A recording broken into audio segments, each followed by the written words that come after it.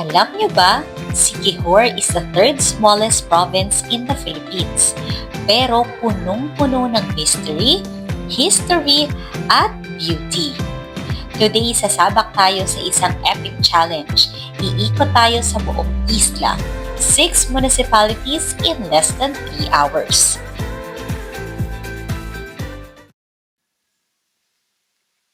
Good morning! So today kami ay iikot sa 6 municipalities here in Siquijor. Ayan, magmomotor lang kami ni Ken. May sandal. First stop, Larena. Just an 18-minute drive from Siquijor town proper at isa sa pinakaabangang port ng isla. Pero hindi lang ito basta daanan. Marami ring must-visit spots dito. Pwede kang dumaan sa Kangbangag Falls para sa hidden nature escape. O mag-relax sa Ocean View Park kung saan makikita mo ang breathtaking view ng Siquijor coastline. Sulit ang stopover dito pero marami pa tayong pupuntahan.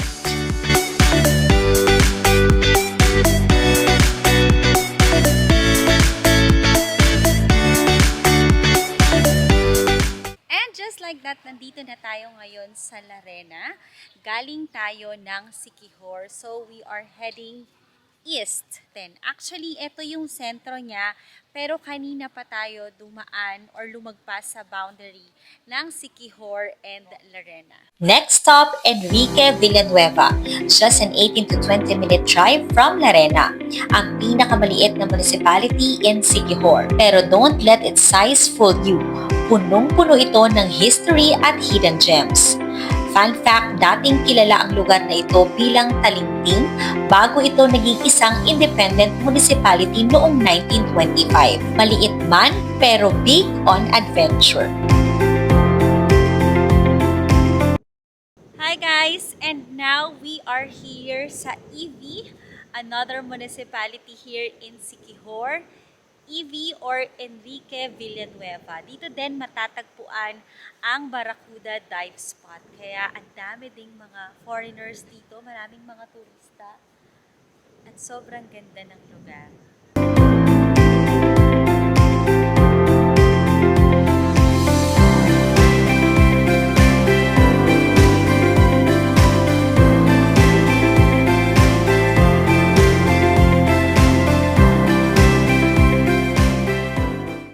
Next stop, Maria.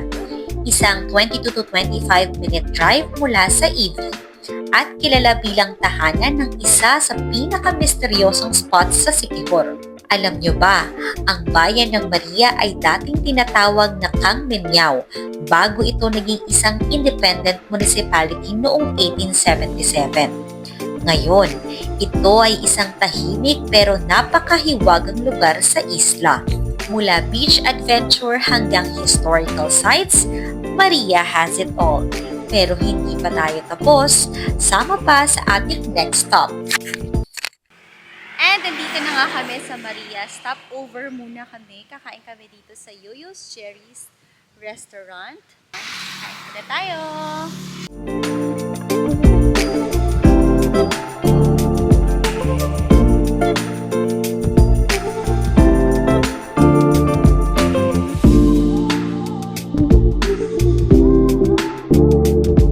Nandito na tayo sa Lazi, isang 25-minute drive mula sa Maria at isa sa pinaka-iconic na bayan sa Siquijor.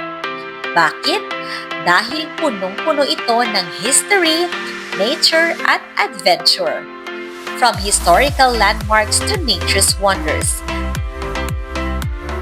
And now, nandito na tayo sa Lazi, the 4th municipality na ating pinuntahan. Alam nyo ba na ang Lazi ang dating sentro ng relihiyon sa isla? Dito mo makikita ang Lazi Church o San Isidro Labrador Church, isang UNESCO World Heritage candidate at isa sa pinakamatandang simbahan sa Pilipinas na gawa sa coral stones. Sa tabi nito, may Lazi Convent, isa sa pinakamalaking convent sa buong bansa.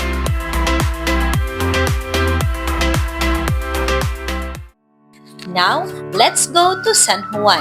20-minute drive lang mula Lazi. At kung sa Palawan may El Nido, dito sa Siquijor, San Juan ang ultimate beach and chill destination.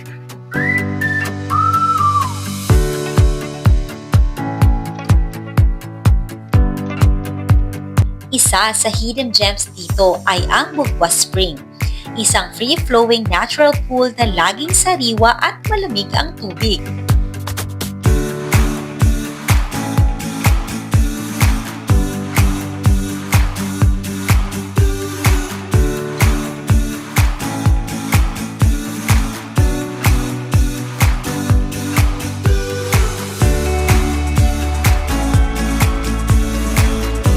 Bukod sa pagligo, may isang unique na tradisyon dito.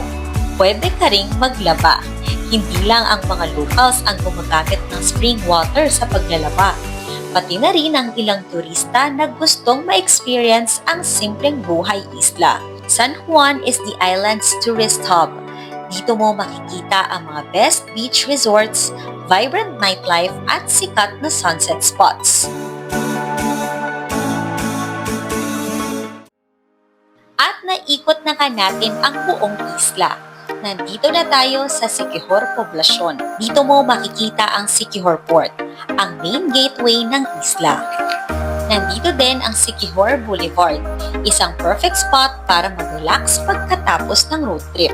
May mga kainan dito na may budget-friendly at masasarap na seafood at local dishes. Dito na nga tayo ngayon sa Siquijor, ang capital ng Siquijor Province. Kung meron pa kayong mga destinations na gustong makita dito sa Siquijor, just comment down below. Thank you for watching and don't forget to like and subscribe.